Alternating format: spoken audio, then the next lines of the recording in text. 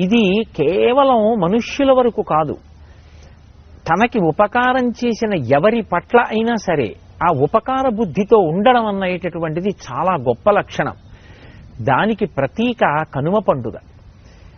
మనం అందరం కడుపు నిండా అన్నం తినగలుగుతున్నాము అంటే ఆ వ్యవసాయం చేసినప్పుడు అమ్మ భూమాత అనుగ్రహించి మనకి పంటనిస్తోంది.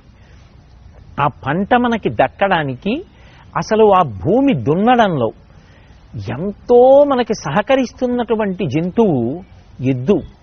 పైగా వేదంలో చెప్పబడినట్టుగా ఎద్దు యొక్క డెక్కల నుండి జాలువారినటువంటి అమృత బిందువులు భూమిలో పడినటువంటి కారణం చేత ఆ భూమి నుంచి పైకి పెరిగినటువంటి సస్యముల నుంచి వచ్చినటువంటి పంట కంటి సంబంధమైన వ్యాధులు రాకుండా మనిషిని కాపాడుతూ ఉంటుంది. ఇంతగా మనని రక్షించి తన మెడ మీద కాడి పెట్టుకుని బండిలో అనేకమైనటువంటి ఫలసాయాల్ని ఇంటికి తీసుకురావడమే కాకుండా నాగలి మోసి భూమి దున్నడానికి మనని అనుగ్రహిస్తోంది ఆ ఎద్దు. అందుకే ఆ ఎద్దు పట్ల ప్రత్యేకమైనటువంటి కృతజ్ఞతని ఆవిష్కరిస్తారు. ఆ ఎద్దు పట్ల కృతజ్ఞతని ఆవిష్కరించేటటువంటి పండగకే కనుమ పండుగ అని పేరు. భోగి నాటికి ఇంటికి ఆ పంట అంతా వచ్చింది. సంక్రాంతి పండగ నాడు కొత్త అల్లుళ్లతో కలిసి సంతోషంగా భోజనం చేశాడు. మరి దీనికంతటికీ పాటుగా తనతో పాటుగా కలిసి శ్రమించినటువంటి ప్రాణి ఒకటి ఉంది, ఎద్దు. అది ఇంటి పెరట్లోనే ఉంది. మరి ఆ ఎద్దుని కూడా సత్కరించకపోతే మనిషి జీవితానికి పూర్ణత్వం ఎక్కడుంది? ఇది భారతీయ సంస్కృతికి ఉన్న గొప్పతనం. అందుకే కనుమ పండుగ నాడు ఎద్దుల్ని ప్రత్యేకంగా అలంకారం చేస్తారు. వాటికి మెడలో పూలదండలు వేసి దానికి రకరకాలైనటువంటి ఆభరణాలు తొడిగి చక్కగా మంచి పాయసం వండి పొంగలి వండి తీసుకొచ్చి ప్రత్యక్ష నివేదనగా ఆ ఎద్దు చేత తినిపిస్తారు.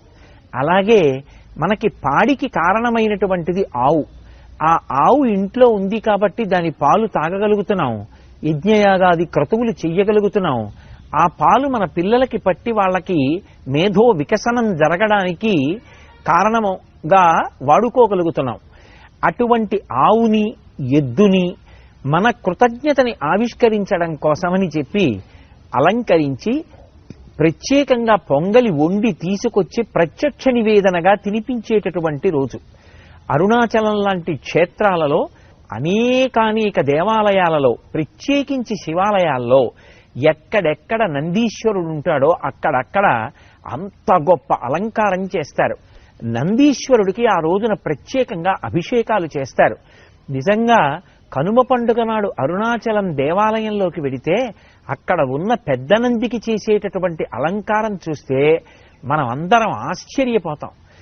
ఆలయంలో ఉండేటటువంటి నందీశ్వరుడి దగ్గర నుంచి బయట పశువులన్నిటినీ కూడా అంత గొప్పగా అలంకారం చేసి ప్రత్యక్ష నివేదనగా వాటికి పొంగలి పెట్టి కృతజ్ఞతావిష్కారం చేసేటటువంటి పండగ కనుమ పండుగ. ఆ కృతజ్ఞత బుద్ధి మనుష్యుల యందు పెరిగిన నాడు నాగరికత సంస్కృతి పరిఢవిల్లుతాయి.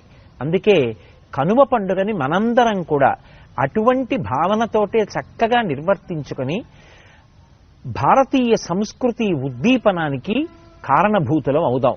అలా బుద్ధి ప్రచోదనం చేసి అనుగ్రహించవలసినదిగా శ్రీవేంకటేశ్వరుడి పాదములు పట్టి ప్రార్థన చేస్తూ ఓం నమో వెంకటేశాయ.